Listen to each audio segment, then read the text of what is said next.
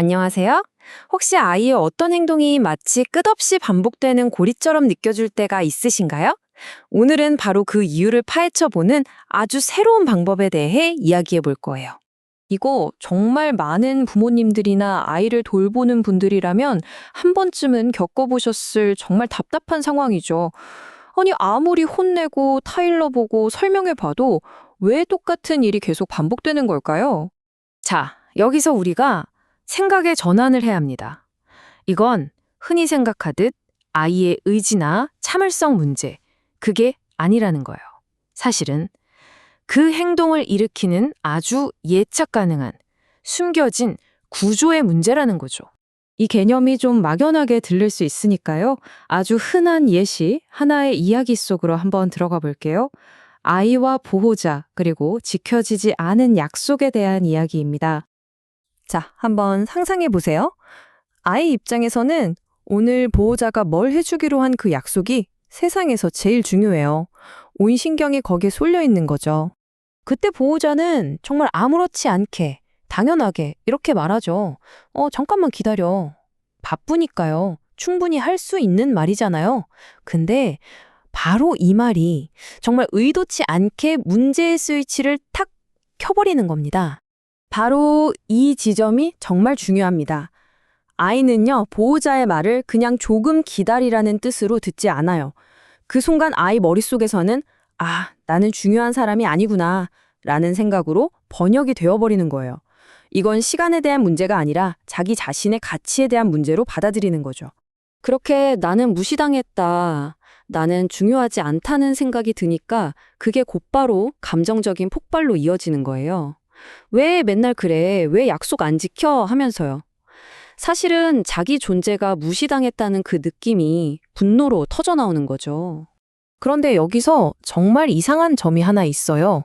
뭐냐면 결국에는 약속이 지켜지거든요. 어쨌든 아이가 원하던 건 해결이 돼요. 그런데도 왜 다음번에 비슷한 상황만 되면 이 모든 과정이 처음부터 정말 똑같이 반복되는 걸까요? 이상하지 않나요? 그러니까 참아라, 예쁘게 말해야지, 기다리는 걸 배워 같은 흔한 조언들이 전혀 먹히지 않는 이유가 바로 여기에 있습니다.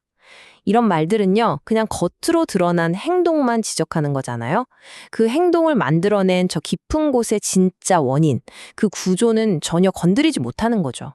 자, 그럼 이제 이 모든 행동을 이끄는 그 숨겨진 네 단계, 그 구조가 대체 뭔지 한번 제대로 파헤쳐 보겠습니다.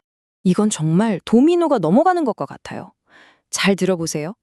첫째, 아이한테는 약속은 반드시 지켜져야 해 라는 아주 중요한 기준이 있습니다. 이게 첫 번째 도미노예요.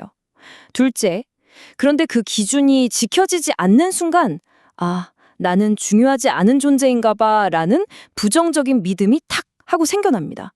두 번째 도미노가 넘어간 거죠. 셋째, 이 믿음은 곧바로 분노라는 아주 강력한 감정을 불러일으킵니다. 그리고 마지막으로 넷째, 이 주체할 수 없는 감정이 결국 공격성이라는 예측 가능한 행동으로 빵 터져 나오는 거예요. 기준, 믿음, 감정, 행동. 이 순서인 거죠. 바로 이겁니다. 이게 정말 중요한 깨달음이에요. 아이의 그 문제 행동은요, 사실 그 행동 자체가 문제가 아니라는 거예요. 그건 나의 존재가 지금 흔들리고 있어요 라고 보내는 일종의 구조 신호, SOS 신호 같은 겁니다. 자, 그럼 이런 새로운 이해를 바탕으로 했을 때 우리의 접근 방식이 어떻게 완전히 달라져야 하는지 그 새로운 길을 한번 찾아보죠. 보통 우리는 아이가 문제 행동을 하면 바로 이렇게 묻죠. 너 왜 그랬어? 근데 이 질문은 사실 아무 도움이 안 돼요.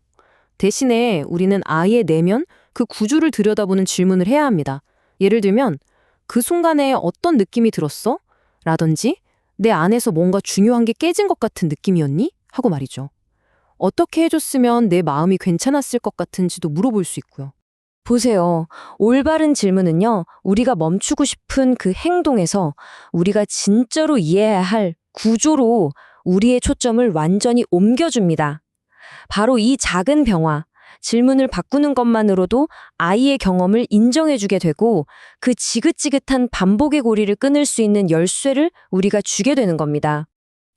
그래서 마지막으로 이 말을 꼭 기억하셨으면 좋겠습니다. 눈앞의 문제를 억지로 해결하려고 하지 마세요. 그 문제 뒤에 숨어 있는 구조를 이해하려고 노력해 보세요. 그러면 정말 신기하게도 그 문제는 저절로 모습을 바꾸기 시작할 겁니다.